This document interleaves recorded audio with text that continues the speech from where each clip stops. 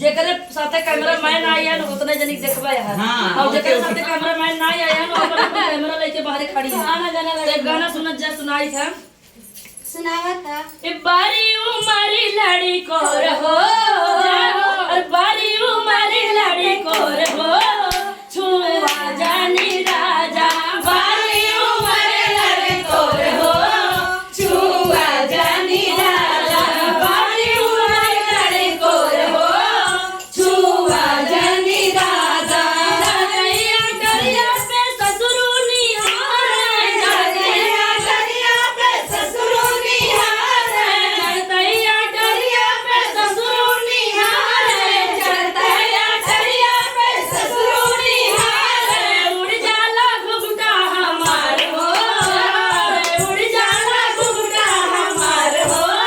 छुआ जानी राजा उड़ जाला घुघटा हमार हो छुआ जानी राजा बारी उमरी लड़ी कर हो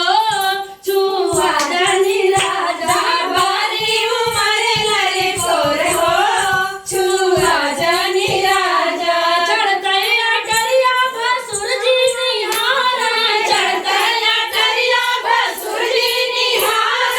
चढ़तैया करिया भसुर जी निहार चढ़तैया करिया भसुर जी निहार पतली कमर गल खाई हो छुआ जानी राजा पतली कमर गल खाई हो छुआ जानी राजा पतली कमर गल खाई हो छुआ जानी राजा बारी उमरी लड़ी कौर हो छुआ जानी राजा बारी उमरी लड़ी कौर हो छुआ जानी राजा बारी उमरी लड़ी कौर हो छुआ जानी राजा बारी उमरी लड़ी कौर हो छुआ जानी राजा चढ़तैया करिया देवर मोर निहार चढ़तैया करिया देवर मोर निहार चढ़तैया करिया देवर मोर निहार चढ़तैया करिया देवर मोर निहार लड़ गइले नैना हमार हो अरे लड़ गइले नैना हमार हो छुआ जानी राजा लड़ गइले नैना हमार हो